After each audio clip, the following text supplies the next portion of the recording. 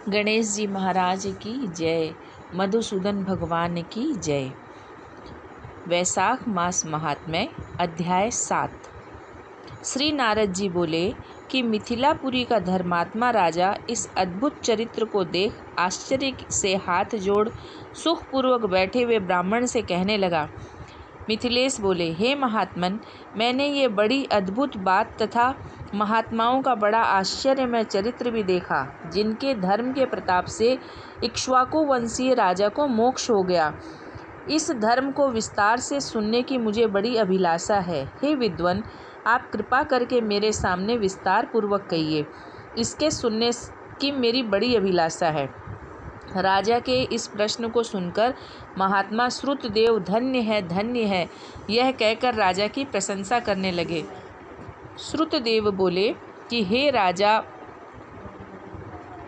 पुरुषोत्तम, तेरी बुद्धि बड़ी ठीक है, जिसके कारण वासुदेव भगवान के प्यारे धर्मों को पूछने के लिए तेरी लालसा हुई है। बहुत जन्म के संचित कर्मों के बिना किसी प्राणी की बुद्धि भगवान वासुदेव की कथा वार्ता में नहीं लगती है। युवावस्था में इतना बड़ा राज्य पाकर तेरी ऐसी मति है, इससे मैं तुझे साधुओं में श्रेष्ठ शुद्ध भागवत मानता हूँ। अतएव हे सौम्य, शुभ भागवत धर्मों का वर्णन मैं तेरे आगे करता हूँ। इसको जान लेने से प्राणी संसार के जन्म आदि बंधनों से छूट जाता है। जैसे शौच, स्नान, संध्या, तर्पण, अग्निहोम और श्राद्ध आदि कर्म हैं, वैसे ही वैशाख संबंधी भी कर्म है। वैशाख में जो वैशाख के धर्मों को नहीं करता वह स्वर्ग को नहीं जाता। धर्मों में वैशाख के धर्मों के समान कोई धर्म नहीं है। बहुत से धर्म जैसे बिना राजा की प्रजा उपद्रवों से नष्ट हो जाती है, वैसे ही नष्ट हो जाते हैं, यह निश्चय है। वैशाख में जो धर्म बताए हैं वे सब सुलभ हैं। जल का घड़ा देना, प्याऊ लगाना, मार्ग में छाया करना, जूता, खड़ाऊ, छतरी, पंखा दान करना, तिल और शहद मिलाकर दान करना, श्रम को दूर करने वाले गोरस का दान करना, बावड़ी, कुआं, तालाब, धर्मशाला बनवाना, नारियल, ईख, कपूर, कस्तूरी का दान करना, चंदन आदि सुगंधित द्रव्यों को लगाना, सैया खाट देना तथा आम के फल और रसीली ककड़ी आदि का दान करना, दौना के फूलों का दान करना, सायंकाल के समय गुड़ का शरबत पान कराना, पूर्णिमा में सब प्रकार के अन्न देना, नित्य प्रति दही और अन्न का दान करना, तांबुल का सदा दान करना, वैशाख की अमावस्या को करील का दान करना, सूर्योदय से पहले स्नान करना, मधुसूदन भगवान की पूजा करना, कथा सुनना, शरीर का तैल आदि का मर्दन न करना, पत्ते पर भोजन करना, बीच बीच के मार्ग से थके हुए लोगों को पंखे से हवा करना, भगवान का सुगंधित कोमल पुष्पों से प्रतिदिन पूजन करना, प्रतिदिन फल, दही, अन्न, नैवेद्य, धूप, दीप करना, भोग लगाना, गायों को कोमल घास देना, ब्राह्मणों के चरण धोना, गुड़, सौंठ और आंवलों का दान, यात्रियों की सेवा, तंदुल और शाक का दान करना, ये सब धर्म वैशाख मास में उत्तम बताए हैं। विष्णु भगवान के निमित्त फूल अर्पण करना, समय के अनुसार पत्र आदि से पूजा करना, दही, अन्न और नैवेद्य निवेदन करना, सब पापों के समूह को नाश करते हैं। जो स्त्री ब्राह्मण के बताए हुए माधव भगवान का पूजन घर या मंदिर में फूलों से नहीं करती, उसे पुत्र और सुख नहीं मिलते, उसकी आयु तथा पित्त भी नष्ट हो जाता है। इस महीने में धर्म सेतु भगवान लक्ष्मी, मुनिगण और देवताओं को संग ले प्रजा की परीक्षा के लिए घर घर आते हैं।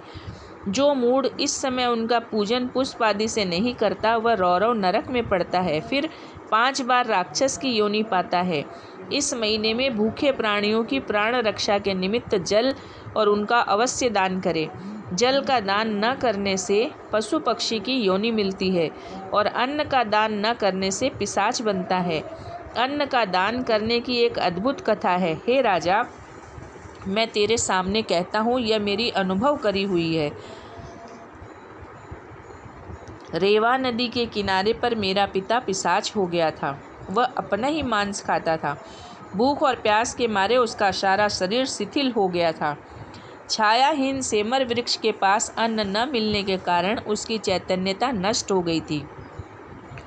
पूर्व संचित दुष्ट कर्म से उसकी क्षुधा और तृषा बढ़ गई थी। उसकी कंठमाला का छिद्र बहुत ही सूक्ष्म हो गया था। कंठ के बीच में मांस खड़ा हो गया था, जिससे ऐसी पीड़ा होती थी जिससे प्राण जाने का भय था। कुआं, बावड़ी और तालाब के शीतल जल को देख वह उसे विष समझता था। मैं गंगा यात्रा के निमित्त जा रहा था। मैं तब देव योग से रेवा नदी के किनारे पर पहुंचा। वहां यह अद्भुत दृश्य देखा कि सालमली के वृक्ष की जड़ में एक पिशाच बैठा हुआ अपना मांस खा रहा है। वह बुरी तरह से प्यासा प्यासा चिल्लाता था। अपने कर्मों के कारण भूखा प्यासा सोच में पड़ा हुआ था। वह पापी मुझे मारने दौड़ा, परंतु मेरे तेज के मारे निहत हो गया। मेरे हृदय में दया उत्पन्न हुई। तब मैंने उससे कहा, डर मत, तू कौन है, जल्दी कह, मैं तुझे इस कष्ट से अभी छुड़ा दूंगा, दुखी मत हो। मैंने जब ऐसा कहा तब वह मुझे अपना पुत्र न जानकर कहने लगा कि पहले आनर्त देश में भूवराव्य एक नगर था। मेरा नाम मैत्र था और संस्कृति गोत्र में उत्पन्न हुआ था।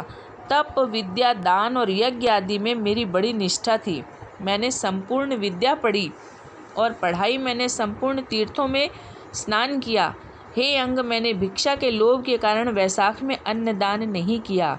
इससे मेरे विचार में यही आता है कि इसी हेतु मुझे पिशाच की योनि मिली है और कोई कारण नहीं। अब मेरे घर पर श्रुतदेव नाम का मेरा पुत्र है जो बड़ा ख्यातिवान है। उससे मेरी ये दशा कह देना कि तेरा पिता अन्नदान न करने से पिशाच हो गया है।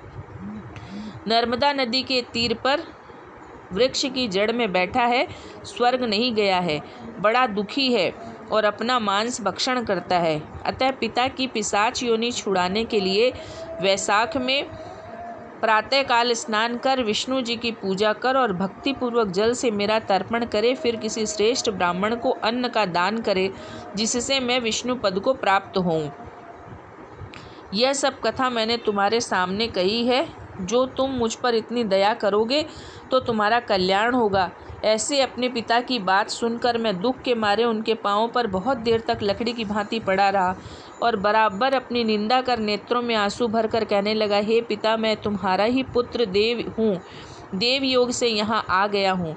ब्राह्मणों में कर्म से इष्ट कोई नहीं हुआ जिससे पितृश्वरों की मोक्ष न हुई हो। तुम अब यह बताओ कि किस कर्म से तुम्हारी मुक्ति होगी, मैं वही करूँगा। तब प्रसन्न हो कहने लगा कि यात्रा करके शीघ्र घर जाकर मेष की संक्रांति में विष्णु भगवान के निमित्त अन्न अर्पण करके किसी श्रेष्ठ ब्राह्मण को अन्न दान देना, जिससे सकुटुंब मेरी मुक्ति हो जाएगी। पिता की आज्ञा के अनुसार मैंने तीर्थ यात्रा करके घर आकर वैशाख के महीने में अन्नदान किया। तब मेरे पिता मुक्त हो विमान पर चढ़ मुझे आशीर्वाद देकर विष्णु लोक को गए, जहाँ से फिर कर नहीं आते हैं। इसलिए अन्नदान सब शास्त्रों में बड़ा धर्म कहा है। हे राजन, यह सब धर्मों का सारभूत है जो मैंने कह दिया। तेरी इच्छा अब और किस बात को सुनने की है वह पूछ, मैं तुझसे सत्य कहूँगा। सत्यनारायण भगवान की जय।